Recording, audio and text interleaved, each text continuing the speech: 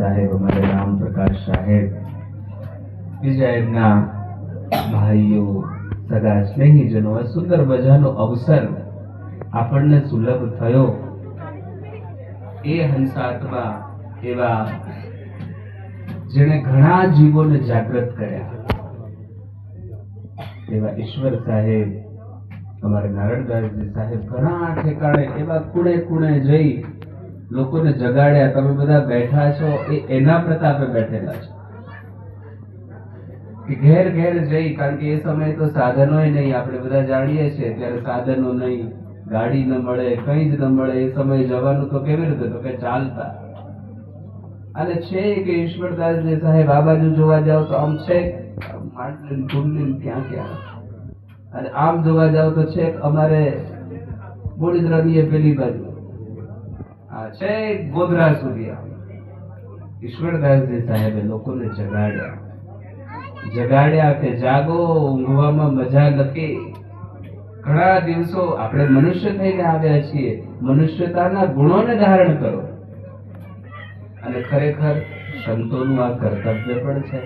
સદગુરુ કહે છે સરોવર કરુવર સંતજન, ચોથા બરસે મેઘ, પરમારથ કે કારણે ચારો ધારી.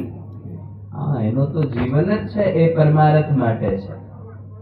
એનું જીવન છે એ સદગુરુના ચરણે સમર્પિત થઈ, ગુરુ ચરણોમાં સમર્પિત થઈ, સદગુરુના ચરણોમાં સમર્પિત થઈ અને બસ આખું જીવન એ જ પરમ તત્વની સત્તા, એ પરમ સત્તાના સ્મરણમાં, ચિંતનમાં અને જન જાગૃતિમાં વ્યતીત કરવું, એ તો સાધુનું કાર્ય છે.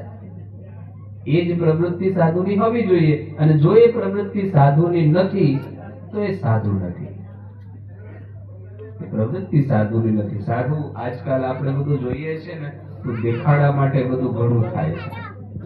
આ એકબીજાની ચર્ચા ચર્ચી ચાલે, સાધુઓમાં પણ એમ ચાલે.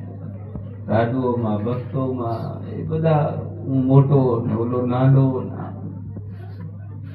સાધુ, સદગુરુ કહે છે કે સાધુ કોણ છે, સાધુ કેવો હોય, તો સદગુરુ કહે સાર સાર કો ગહી રહે થોથા ગઈ ઉડાય. સાધુ કેવો હોય તો કે જૈસા સુખ સુહાય, સાધુ ऐसा चाहिए जैसा सुख सुहाय. સુપડા જેવો સાધુ હોવો જોઈએ. સુપડું હવે તો લોકોના ઘરમાં સુપડા હશે નહીં, પણ સુપડું જૂના જમાનામાં સુપડા હતા, સુપડા. અને હજી કદાચ ઘરમાં કદાચ ખૂણે ખાંચરે ક્યાંક પડ્યું હોય તો જોજો. હવે ઉપયોગ તો ખબર નહીં થાય છે કે નથી થતો.